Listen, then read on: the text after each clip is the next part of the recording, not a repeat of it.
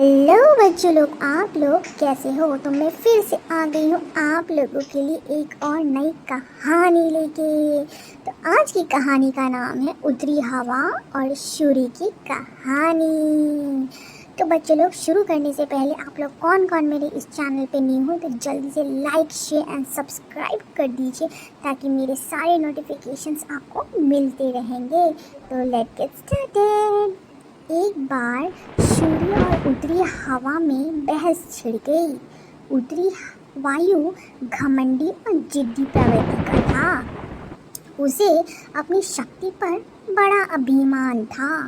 अक्सर वह प्रचंड वेग से बहती और पेड़ों को उखाड़ फेंकती, घरों को गिरा देती और खेतों में खड़ी फसल बर्बाद कर देती थी। उसमें उपस्थित आर्द्रता झीलों और नदियों के पानी को जमा कर देती थी। बहस करते हुए वह सूर्य से बोली, मेरी शक्ति के सामने किसी का जोर नहीं चलता।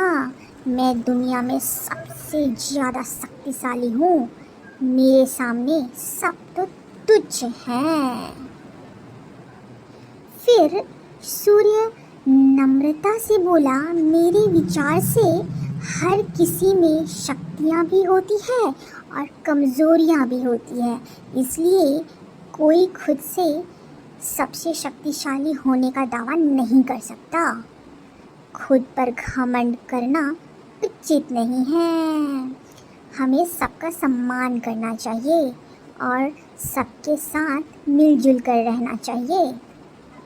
उत्तरी हवा तुनक कर बोली, मैं तुम्हारी बात नहीं मानती। मैं सबसे ज़्यादा शक्तिशाली हूँ और मैं ये साबित करके दिखाऊंगी। अच्छा, सूर्य बोला, ऐसी बात है तो अपनी ताकत साबित करने के लिए तैयार हो जाओ। नीचे देखो, धरती पर एक व्यक्ति दुशाला ओढ़े पैदल जा रहा है। तुम उसकी दुशाला उसके शरीर से हटा दो तो मैं मान जाऊंगा कि तुम सबसे ज़्यादा शक्तिशाली हो। सूर्य उत्तरी हवा को चुनौती देते हुए बोला। फिर क्या था, इसमें कौन सी बड़ी बात है? उत्तरी हवा ने जवाब दिया। कुछ ही देर में उस आदमी की दुशाला धरती पर पड़ी होगी। कहकर उत्तरी हवा उसमें प्रचंड रूप से आ गई। धरती पर धूल भरी आंधी चलने लगी। पेड़ पौधे लहराने लगे। सूखे पत्ते व अन्य सामान उड़ने लगे। मौसम ठंडा होने लगा।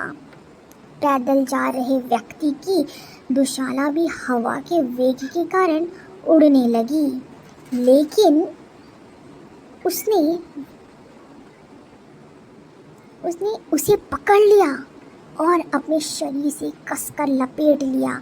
उत्तरी हवा ने अपनी प्रचंडता और बढ़ाई, लेकिन उसके साथ ठंड भी बढ़ गई। व्यक्ति ने अपनी दुशाला और कसकर लपेट ली। बहुत प्रयासों के बाद भी उत्तरी हवा उसके शरीर से दुशाला हटा नहीं पाई। तब सूर्य ने बोला, अब तुम देखना कि कैसे ये व्यक्ति खुद ब खुद अपना दुशाला उतार देगा।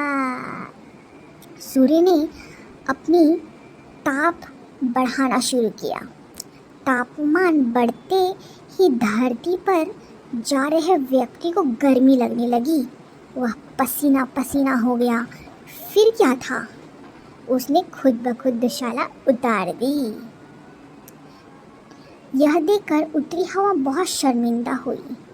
उसने अपने घमंड के कारण उसे सूर्य के सामने नीचा देखना पड़ा।